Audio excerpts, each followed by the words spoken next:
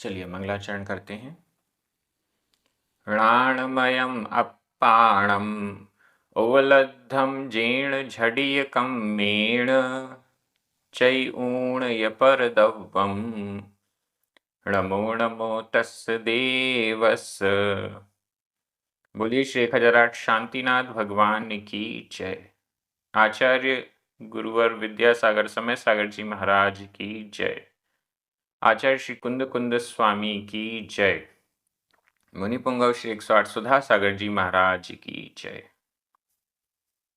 हम सभी बड़े ही सौभाग्यशाली हैं जो हमें आचार्य कुंद कुंद स्वामी के महान ग्रंथ अट्ठपाहुड़ के अध्ययन का अवसर मिल रहा है। छठवां मोक्ष प्राभृत चल रहा है। इसकी 100 गाथाएं पूर्ण हो चुकी हैं। मात्र 6 गाथाएं ही शेष हैं। आज हम 2 गाथाओं का अध्ययन करेंगे, क्रमशः गाथा क्रमांक 101 और 102। दोनों गाथाएं ग्रंथ के अंत में आ रही हैं। ग्रंथ का अंतिम उपदेश एक प्रकार से हमें यहाँ पर मिलने वाला है। आचार्य कुंद कुंद स्वामी की ये गाथाएं बहुत सरल हैं, प्राकृत भाषा की दृष्टि से, अर्थ की दृष्टि से बहुत महत्वपूर्ण है। चलिए प्रारंभ करते हैं। गाथा क्रमांक 101। उच्चारण। वेरग्ग, वेरग्ग आधा ग पूरा ग, वेरग्ग परो, वेरग्ग परो, साहू, साहू, पर दव्व आधा व पूरा व, पर दव्व, पर दव्व, परम मोहो आधा मा पूरा मा, पर दव्व परम मोहो, पर दव्व परम मोहो, य जो, होदी, होदी, संसार सुह विरत्तो आधा ता पूरा ता, संसार सुह विरत्तो, संसार सुह विरत्तो, सग शुद्ध आधा द ध, शुद्ध, सुहेसु, सग शुद्ध सुहेसु, सग शुद्ध सुहेसु, अणुरत्तो आधा ता पूरा ता, अणुरत्तो,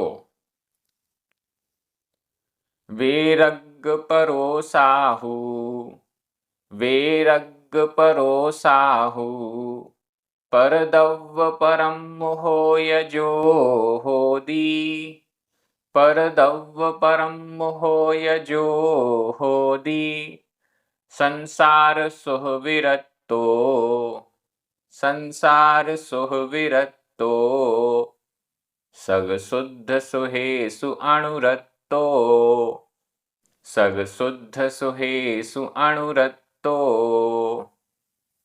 बड़ी अच्छी ये गाथा है। वेरग्ग परो साहू, वेरग्ग परो वैराग्य में तत्पर, वैराग्य में लीन, वेरग्ग परो वैराग्य में लीन, विरागता में लीन, राग से रहित विराग या वैराग्य, राग से हटकर वैराग्य में लीन, वैराग्य में तत्पर, साहू साधु। वैराग्य क्या कहलाता है?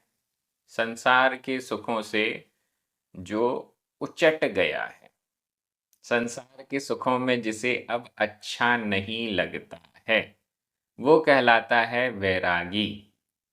जिसे सांसारिक विषय भोगों से राग भाव नहीं है।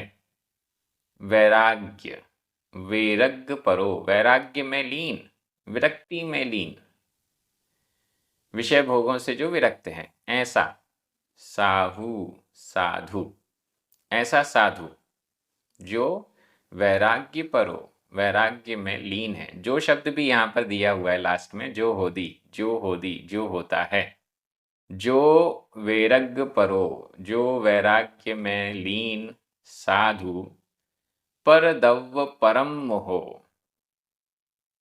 एकदम सीधे सीधे शब्द हैं और सीधा सीधा अर्थ है।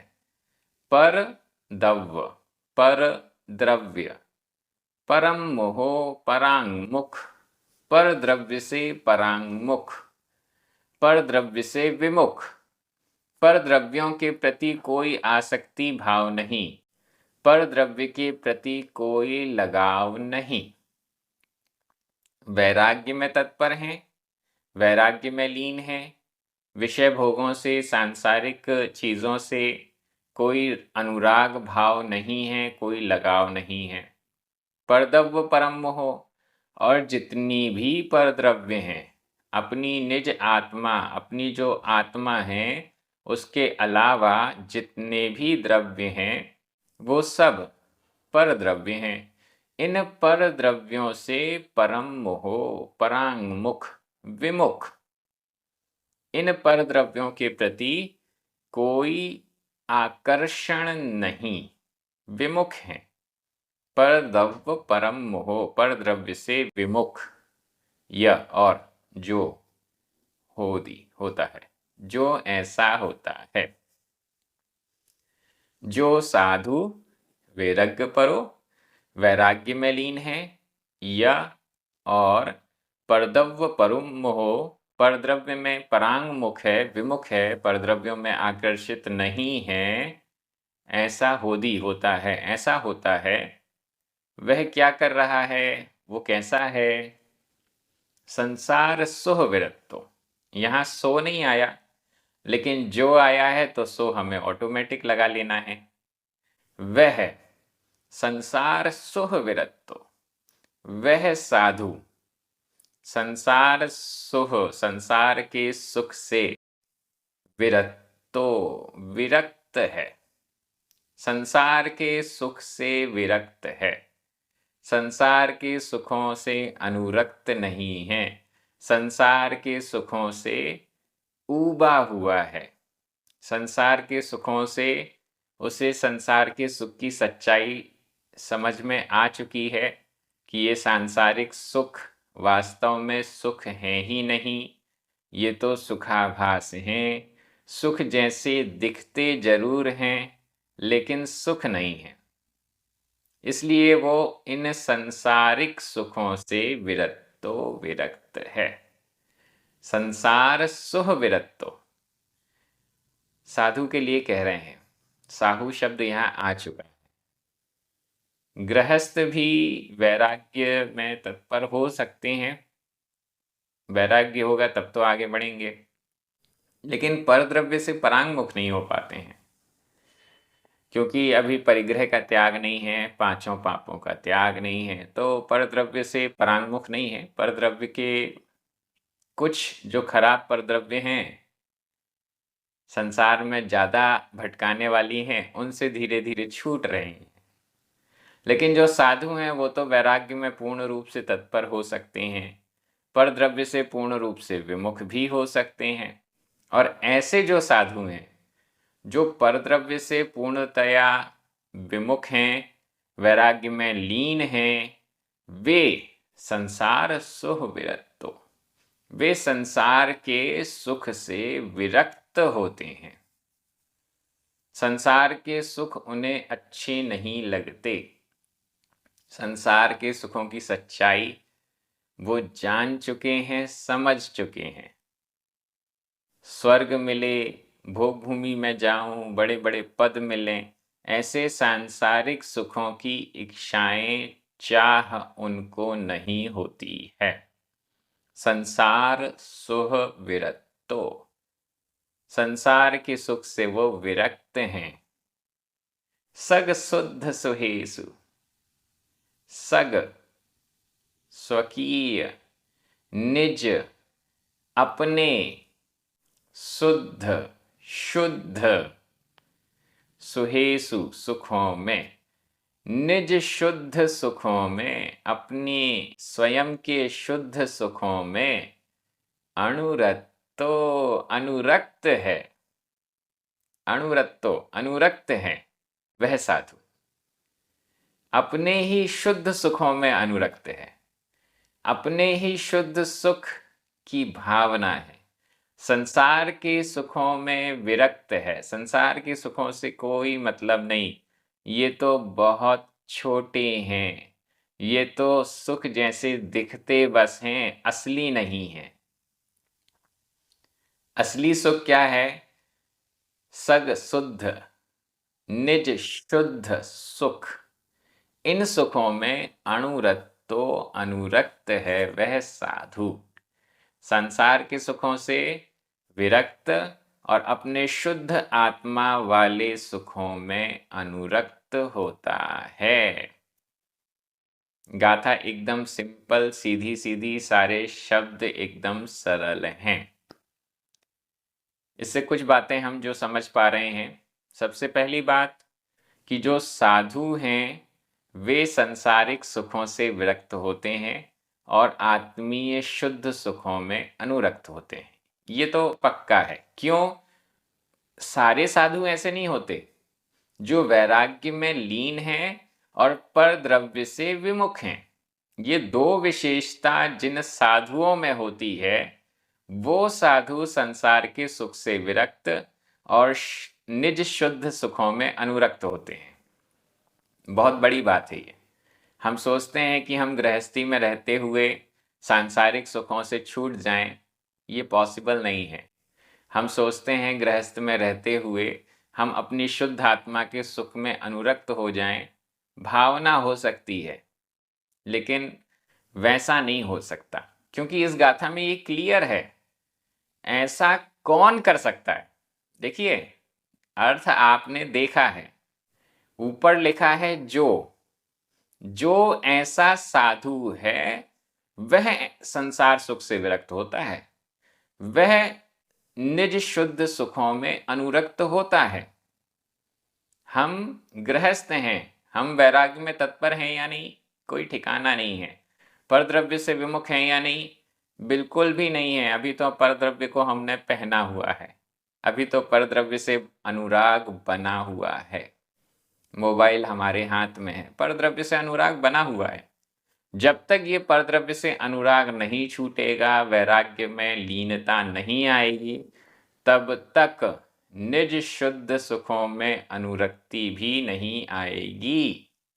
आचार्य कुंद कुंद स्वामी कह रहे हैं, भावना बनी रहे, भावना तो मोक्ष जाने की है, उससे क्या होता है? लक्ष्य बना हुआ है, लेकिन लक्ष्य की ओर कदम नहीं बढ़ाया गया है।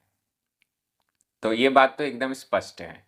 दूसरी बात है, जो संसार के सुख से विरक्त होगा वही निज शुद्ध सुखों में अनुरक्त होगा, या फिर यूं कहें, जो निज शुद्ध सुखों में अनुरक्त होगा वही संसार के सुख से विरक्त होगा। दोनों, संसार के सुख भी मिल जाएं, आत्मा के सुख भी मिल जाएं, ये संभव नहीं है। चलिए व्याकरण की दृष्टि से देख लेते हैं। वेरग परो साहु परदव परम हो, जो संसार सुह विरत्तो अणुरत्तो, इन सभी में प्रथमा विभक्ति का एक वचन है। यह अव्यय है। होदी वर्तमान काल अन्य पुरुष एक वचन का क्रिया रूप है। सग शुद्ध सुहेसु सप्तमी विभक्ति का बहुवचन है। बहुत सरल व्याकरण है। मैं एक बार हिंदी अर्थ कर रहा हूं, आपकी नजर प्राकृत शब्दों पर जानी चाहिए। जो साधु वैराग्य में लीन और पर द्रव्य से विमुख होता है, वह संसार सुख से विरक्त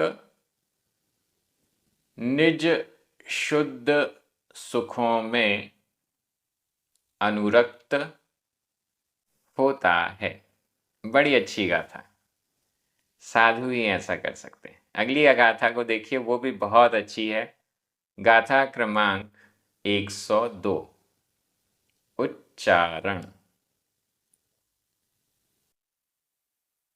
गुण गण विभूषियंगो विभूषियंगो गुण गण विभूषियंगो गुण गण विभूषियंगो हेयोपादेय हेयोपादेय निच्छिदो आधा छ हेयोपादेय निच्छिदो हेयोपादेय निच्छिदो साहू साहू झाणज्झयणे आधा झ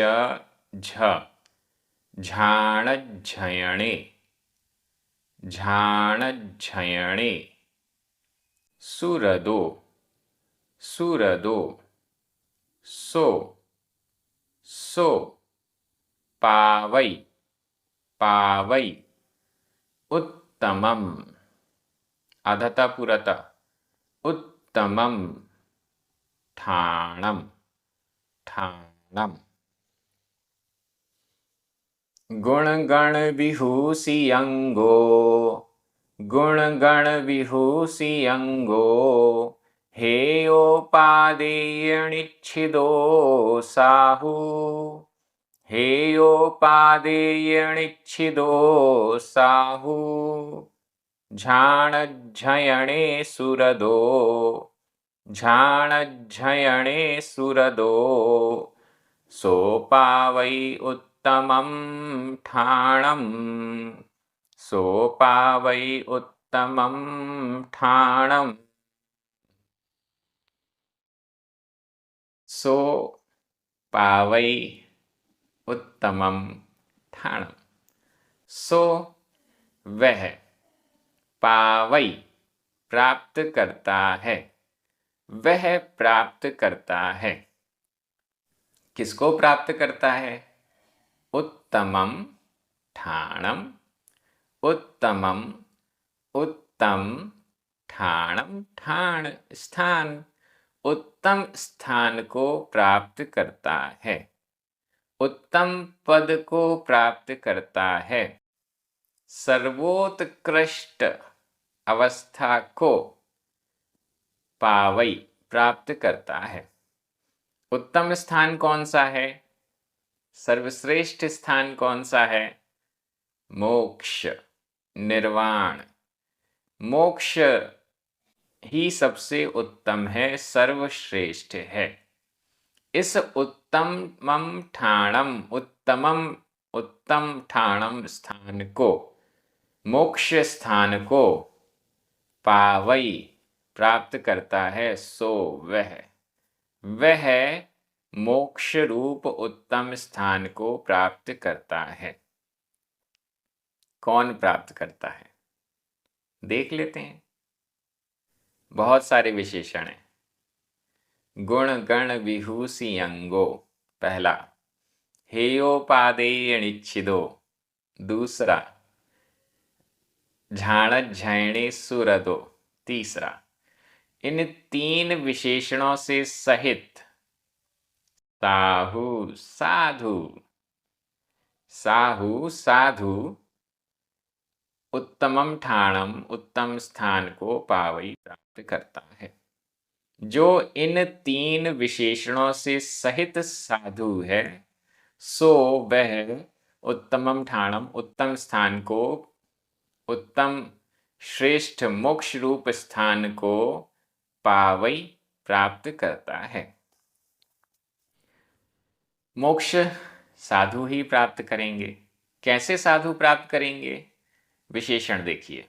गुण गण विभूषियंगो। गुण गण गण यानी समूह, गुणों के गण गुणों के समूह से विभूषियंगो विभूषियंगो विभूषियंगो का संधि विच्छेद कर लीजिए।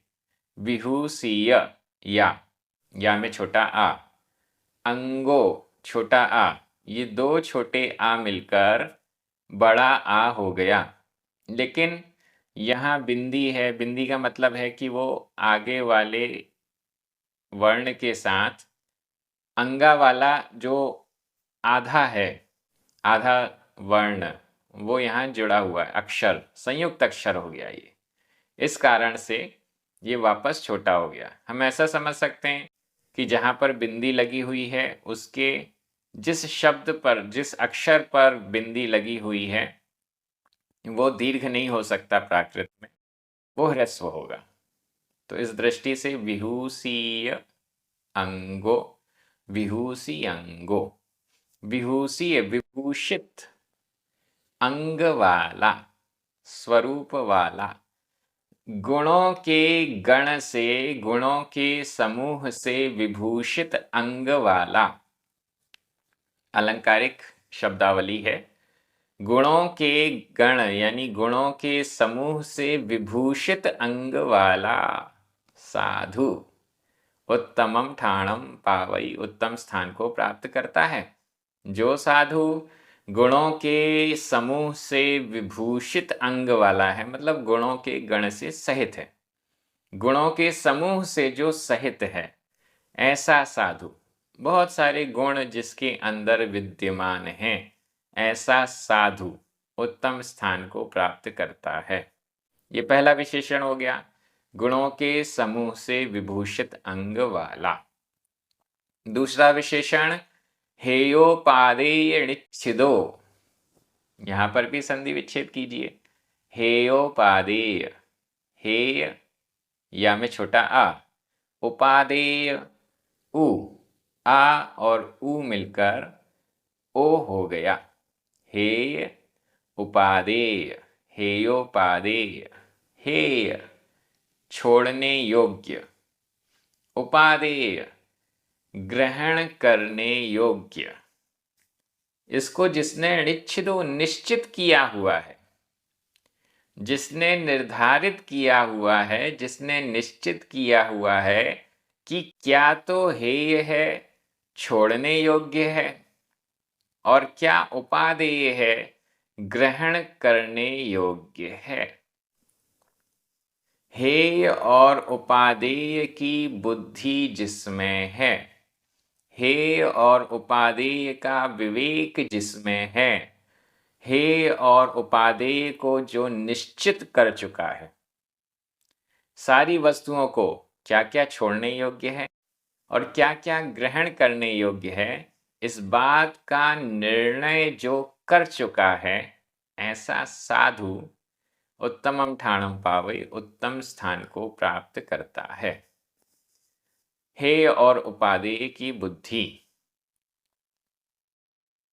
इसके बाद तीसरा विशेषण झाण झयणे सूरदो, सूरत, सूरत, सु अच्छे से, रथ अच्छे से लीन है, जो अच्छे से लीन है, किसमें लीन है, झाण झयणे, यहां भी संधि विच्छेद कर लीजिए।